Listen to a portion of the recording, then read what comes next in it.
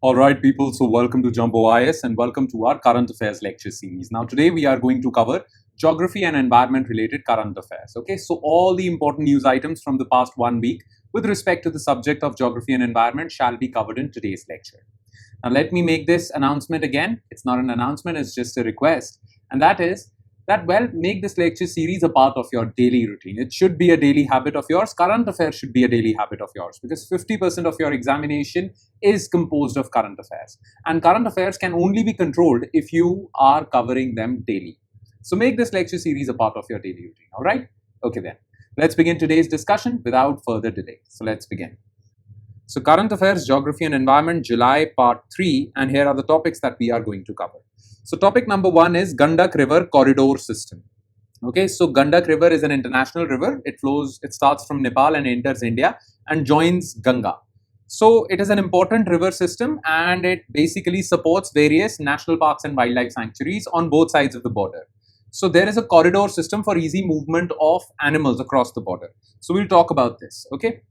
Then we'll talk about discovery of 5 new lichen species, especially in Western Ghats, okay? New lichen species have been discovered. Now, you need to know what lichen is and why are these species important? Why is this discovery important? And topic number 3 is Mission Golden Spice. This is basically a turmeric species that is grown, that is endemic to Meghalaya, okay?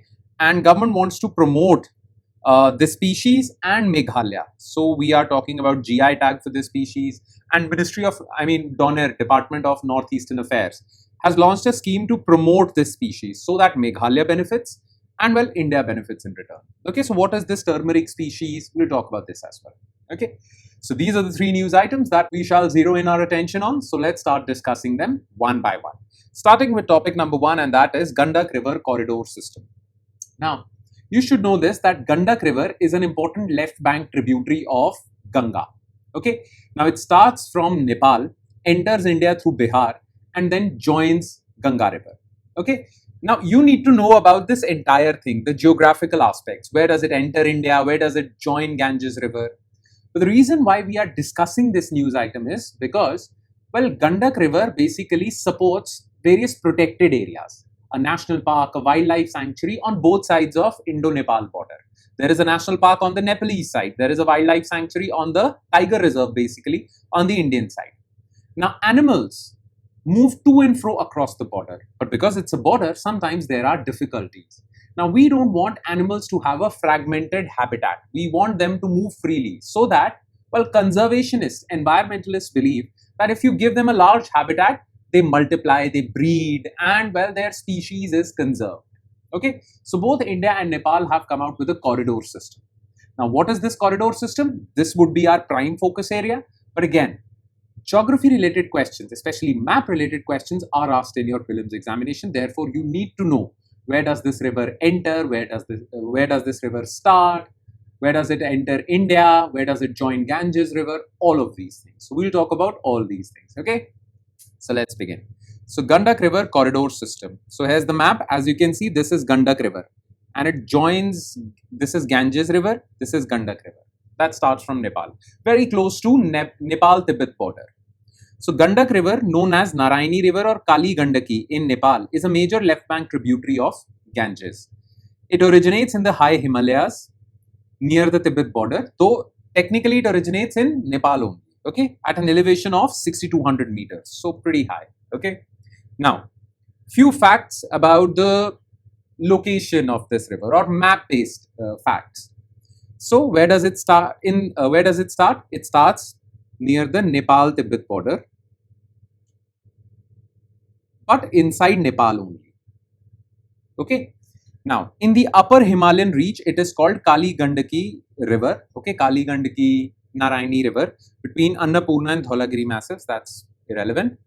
In the middle region, Narayani, so when it starts, it's Kali Gandaki. In the middle Tarai region, right close to the India-Nepal border, inside Nepal, it's called Narayani River. It passes Chitwan, crosses border at Triveni, and over here there is Valmiki Tiger Reserve also and Valmiki Nagar Barrage, a dam to control this river because this river is prone to flooding. And in the lower Gangetic plain, Gandak River. So when it enters India, it is Gandak. Flows through UP and Bihar. It enters through UP. Confluences with Ganga at Sonpur, Hajipur. in Bihar. Okay.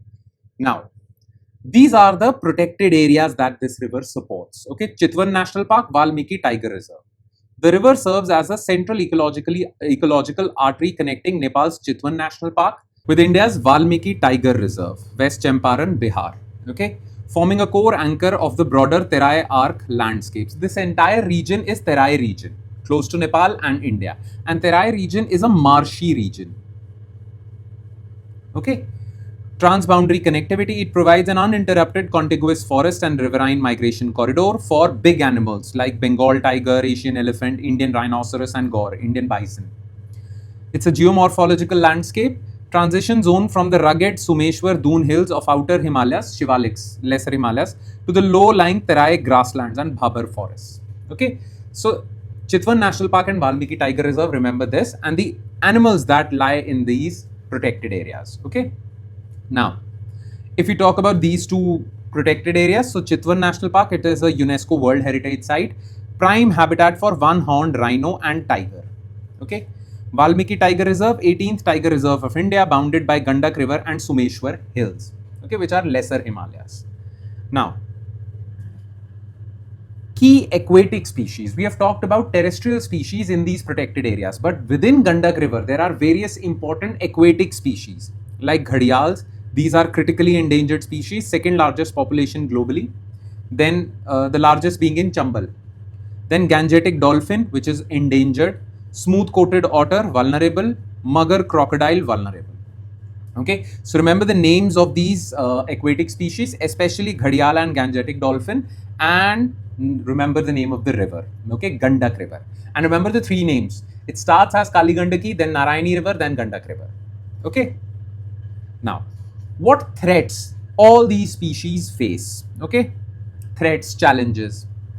So the Gandak barrage at Valmiki Nagar regulates flow. This dam actually stops the flow of this river, which impacts various aquatic species. Then anthropogenic pressures. Anthropogenic means human caused.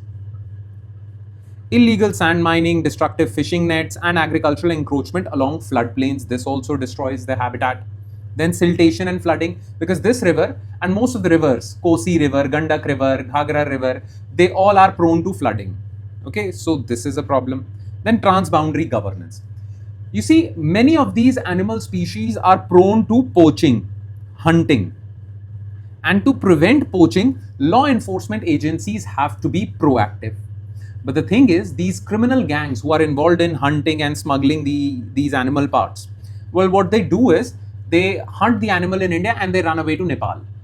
Okay, or hunt the animal in Nepal and run away to India. So because there is lack of proper close cooperation between law enforcement agencies on either side of the border, okay, between Indian and Nepalese law enforcement agencies, well, the criminals take advantage of this lack of cooperation. Okay, so this is a problem which needs to be solved, and that is why this project has launched, Corridor.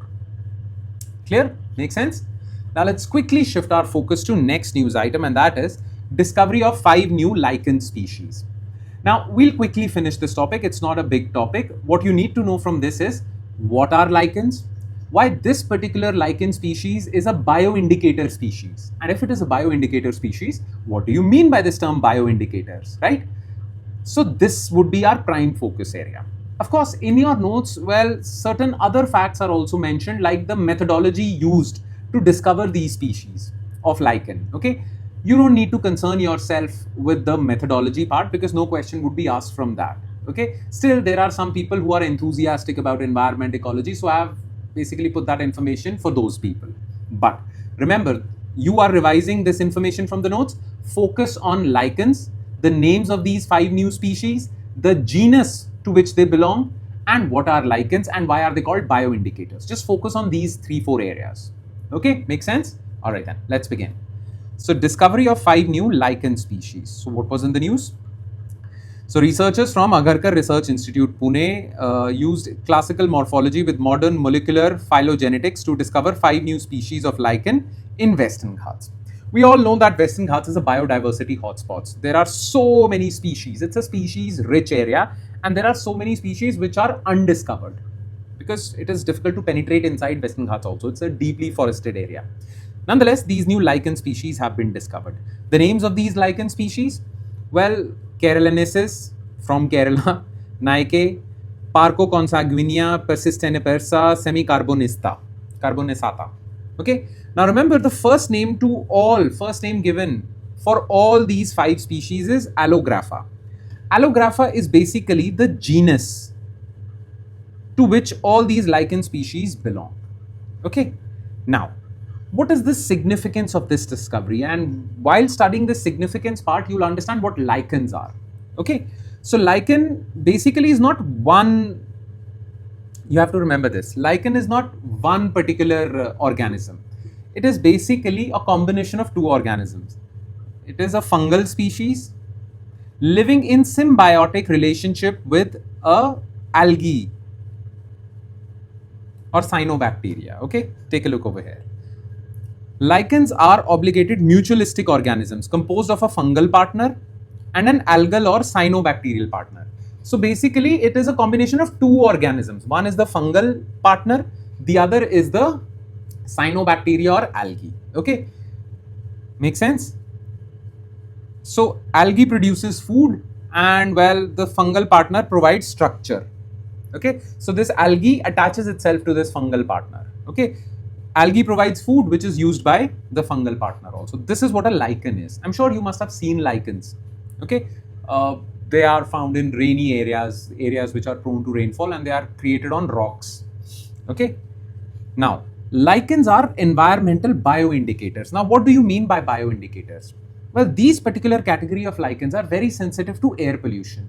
So whenever air pollution rises, these species start getting destroyed. So they act as indicators with respect to air quality.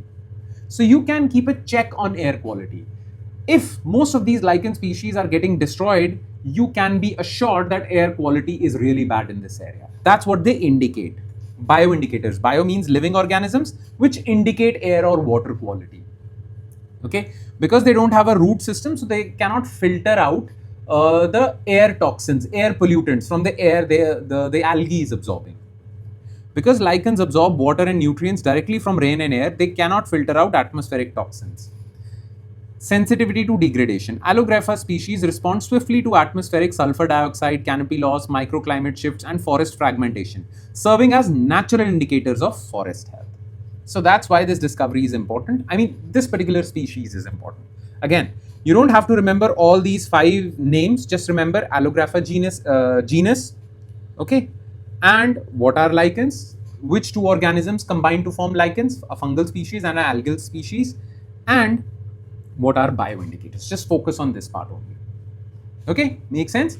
And let's quickly shift our focus to last news item of the day. And that is Mission Golden Spice, Lakadong Turmeric. Now, Lakadong turmeric is a particular category of turmeric which is grown in Meghalaya.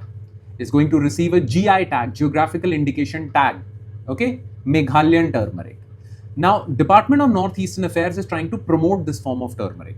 First of all, turmeric is used as a spice in Indian cuisine. We all know about this. Plus, turmeric also has medicinal properties. So, in ancient medicine systems, Ayurvedic medicine systems, turmeric is used.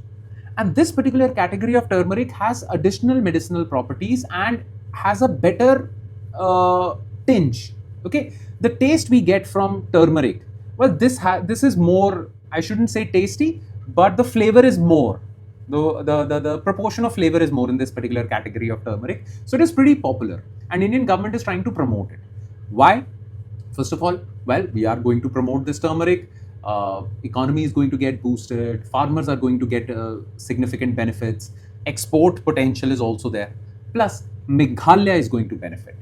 Okay, so it is a significant, important, and well, really a priority area for the central government to promote development of Northeast. So this is one way of promoting development, okay, agricultural development. So let's take a look at the scheme. Okay, so Mission Golden Spice, Lakadong Turmeric. So this is the mission. Union Minister for Development of Northeastern Region and the Chief Minister of Meghalaya launched Mission Golden Spice, officially titled Integrated Lakadong Turmeric Value Chain Enhancement Project. Okay, this is the poster for it that was launched in the recent, inauguration event of this Mission Golden Spice. Okay, so what is this Mission Golden Spice? It is 175 crore project. It has 3 phases. In the first phase, we will build cold storages, infrastructure, value chain, organic processing and cold chains. In phase 2, we will focus on commercial scaling, global branding, and realizing the export potential, market building phase. Okay, and this is phase 2, phase 1. So it will be completed in 2 phases. First phase is, well, procure more turmeric and food processing, basically focusing food processing. Second phase is market development, so that we can sell more and more. Now, where will this 175 crore come from? Well, Central Ministry is going to contribute 50%, Ministry of Agriculture is going to give 33%, and Government of Meghalaya is going to contribute 15%. So, majority of the funding is coming from central government. Okay. Now, what are the key traits? Why is this turmeric special? So, high curcumin content. Contains 7 to 12% curcumin, the primary bioactive polyphenolic compound responsible for anti-inflammatory, which is medicinal, antioxidant and nutraceutical properties. Remember, I told you turmeric is used for medicinal purposes. So curcumin is an important ingredient in that medicine formation. And curcumin also provides flavor. The flavor part in turmeric comes from curcumin. Global varieties of turmeric only have 2 to 4%. This will have 7 to 12%. So this curcumin, that means this turmeric will have more flavor, more medicinal properties, more antioxidant properties. Okay. The extremely high curcumin concentration is inextricably linked to the microclimate, high organic matter soil and rain-fed conditions of Jaintia Hills, which is in Meghalaya. Okay, transplants grown outside Meghalaya exhibit significant drops in curcumin levels. So basically what this point is trying to say is that, well, the reason why there is high curcumin is because the conditions in Meghalaya, especially Jaintia Hills, are such that it promote high curcumin content. You take the same crop and grow it outside Meghalaya and the curcumin levels would drop. So Meghalaya is the reason. The conditions, the soil conditions, climatic conditions in Meghalaya are the reason why this turmeric is special. Otherwise, if you grow the same turmeric in Bihar or Punjab, well, it would be as good as any other turmeric. Meghalaya, growing it within Meghalaya gives it some special properties. Okay, that is why the GI tag status has been awarded. Awarded a GI tag protecting its geographical origin and shielding local tribal farmers against biopiracy. That other turmeric producers might use this brand name, Meghalayan turmeric, and sell it. Okay, so to prevent that, GI tag was awarded. Right now, key targets of this scheme: we will expand area under cultivation to 7,000 hectares. Okay. Farm gate income, currently farmers get 30 to 40 per kg, rupees per kg, they will get 80 rupees per kg, doubling their income. And gender empowerment. 99% of beneficiaries are women farmers through farmer producer organizations. So women empowerment, farmer income, agricultural development. All of this for Meghalaya. Make sense, right? Yeah. So that's about it. That would be all. With that, we conclude today's session. So thank you so much for watching, everyone, and I'm sure it has added value to your preparation. Now, it will add more value if you're number 1, consistent and regular with this lecture series, and number 2, you revise this lecture from the notes provided by us. Because if you don't revise this lecture, these current affairs would quickly get out of your memory. Okay, in a matter of couple of days, you would quickly forget them. So if you really want to retain them, at least till your exams, you need to spend these necessary 15 minutes revising these current affairs from the notes provided by us. Now, the notes are provided on our Telegram channel, and the link to our Telegram channel is provided in the comment section below. So do check it out. On that note, I shall take your leave with the promise of seeing you again with another set of news items. Thank you, everyone.